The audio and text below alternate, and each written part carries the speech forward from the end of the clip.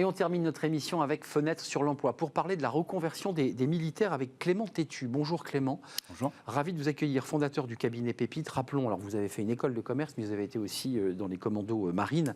Et vous avez créé cette entreprise pour reconvertir, permettre aux 30 000, c'est le chiffre de votre communiqué de presse, 30 000 militaires, tout corps d'armée confondu, qui chaque année sort de l'armée pour trouver une deuxième vie, puisqu'ils sortent, ils ont quel âge? En moyenne, ils ont quel âge? 30 ans? Ils ont 30 ans en moyenne, en effet, et comme vous le dites, 30 000 militaires quittent l'institution chaque année, pour déjà une raison, c'est que le monde des armées nécessite d'avoir des ressources jeunes, donc structurellement, les armées renouvellent chaque année 10% de ses effectifs.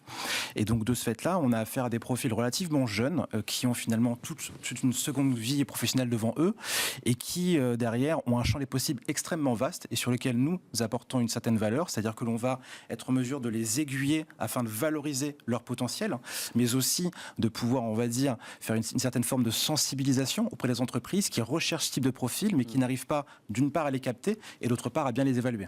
Alors, deux questions doubles. D'un côté, le militaire qui n'a peut-être pas tout à fait conscience de ses compétences, et Dieu sait s'il en a.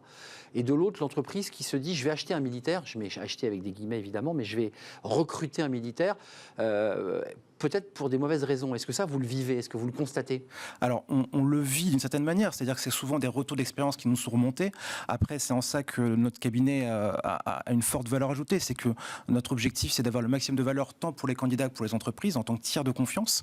Maintenant, pour ce qui est des candidats, en effet, on a des profils qui vont, de par l'humilité qu'ont beaucoup d'anciens militaires, se sous-évaluer, se dévaloriser finalement par rapport au marché de l'emploi et aller rechercher des opportunités qui sont bien en deçà de leur niveau de compétence et de leur talent. Donc ça, c'est votre job de leur dire, mais tu peux viser plus haut, tu peux aller chercher plus haut. Absolument. Je me rappelle d'un ancien nageur de combat des commandos marines qui m'a sollicité en me disant, Clément, je vais peut-être prendre un poste de policier municipal. Je lui ai dit, non, attends, tu étais chef de mission, toi tu es un meneur d'hommes, maintenant il gère une centaine de personnes sur un site logistique.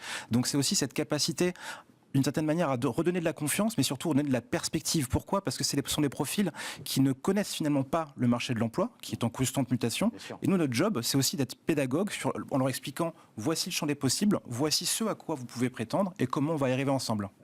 Ça bouge quand même, les entreprises ont pris conscience de l'importance de recruter des militaires. Pourquoi? C'est quoi les valeurs que portent les militaires qui font qu'aujourd'hui, l'entreprise est intéressée par le recrutement d'un militaire? Eh bien, alors, typiquement, vous parliez tout à l'heure des mauvaises raisons pour lesquelles les entreprises pouvaient recruter des militaires. C'est que typiquement, des entreprises peuvent penser qu'on va avoir à faire des personnes corvéables à merci. Ces personnels sont très engagés. Ça, c'est une certitude. Maintenant, elles sont engagées auprès d'une entreprise qui va avoir du sens, qui va leur proposer une mission intéressante et pour lequel le chef va être inspirant. Et donc, par rapport à cela, les qualités que va chercher une entreprise, une entreprise chez un militaire, c'est d'une part le fait que pour lui, la culture de la mission est sacrée.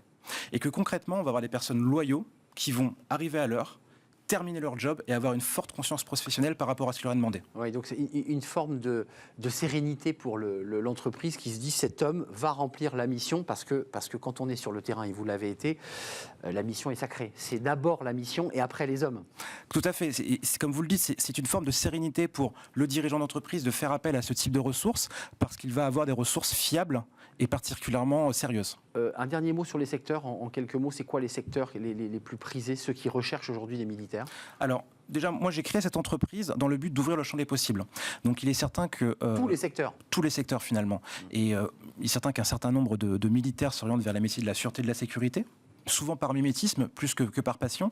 Mais pour vous dire, nous, une grosse partie de notre secteur d'activité, c'est la logistique, l'industrie, l'environnement, les énergies, les assurances, le retail, donc des secteurs qui initialement n'ont rien à voir avec le monde des armes.